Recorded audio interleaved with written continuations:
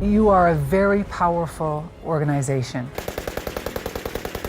Japan, a country often associated with discipline, cutting-edge technology, and traditional values, also harbors a darker underworld. Beneath the polished surface lies a network of powerful gangs that have shaped the nation's criminal history. For decades, these organizations are not just street-level thugs. They are highly organized, structured, and often embedded in business, politics, and even law enforcement sectors. One of the most notorious and long-standing gangs in Japan is the Yamaguchi-gumi.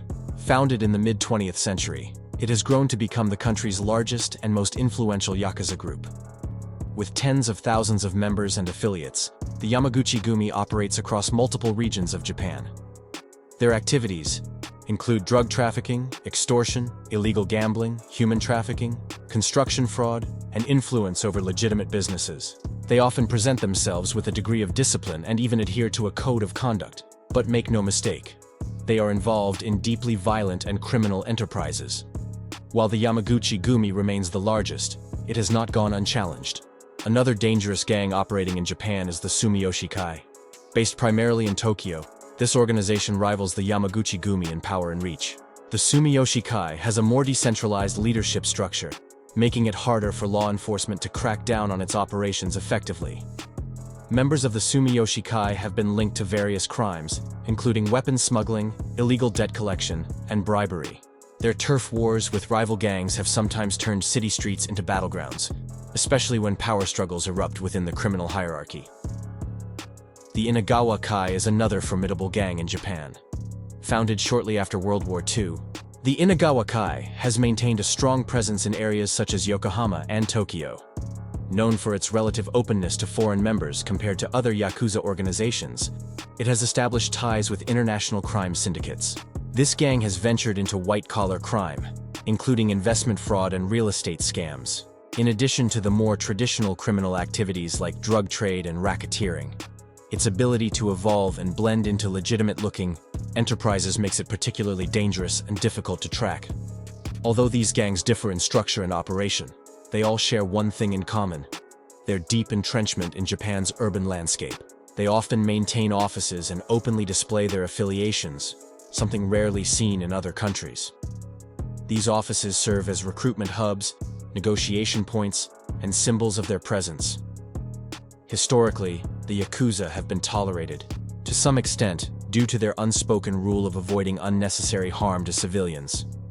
However, in recent years, public and government attitudes have shifted drastically. Japan's government has implemented a series of anti-gang laws aimed at dismantling these organizations. Known as the Anti-Boryakuden Act, these laws target the financial infrastructure of gangs by penalizing businesses and individuals who work with or support gang members. Public exposure and increased police surveillance have forced many groups to go underground, making them more secretive and dangerous. The traditional image of the Yakuza as honorable outlaws is quickly being replaced by that of violent criminals exploiting economic and social vulnerabilities. In addition to the older established gangs, newer, more volatile groups have emerged in Japan's criminal underworld. These are sometimes referred to as hangure gangs, a term used to describe loosely affiliated criminals who don't follow the traditional Yakuza codes. Unlike the hierarchical structure of the older gangs, hangar groups are fluid and unpredictable. They are often composed of former Yakuza members, disillusioned youth, and individuals with a background in cybercrime. These gangs have been involved in robberies, sexual exploitation rings, and online scams. Because they lack a central command, it's extremely difficult for authorities to contain them. Another growing concern in Japan is the presence of foreign gangs, some of which collaborate with local groups. These foreign affiliates, which could be from countries like China, Korea, or Russia, may deal in drug trafficking, illegal immigration, or counterfeit goods. Blending international criminal elements with domestic ones poses a serious threat, especially in a country known for its tight border control and societal cohesion. Despite law enforcement's efforts, the gangs continue to adapt, finding new ways to generate revenue and avoid prosecution. This resilience underscores the gravity of the situation, as they infiltrate legitimate businesses, such as restaurants, construction companies, and entertainment venues, as fronts for laundering money and conducting illegal dealings. Another disturbing tactic is the exploitation of vulnerable populations, particularly in the entertainment and nightlife industries. Hostess clubs, adult video production, and underground casinos are often controlled or influenced by gang operatives. This underscores the urgency of the issue, as women are especially at risk, with many being lured into exploitative situations under pretenses. Some gangs even coerce individuals into working for them by offering loans and then trapping them in debt cycles. The image of the Yakuza is often romanticized in films and manga, but the reality is far more sinister.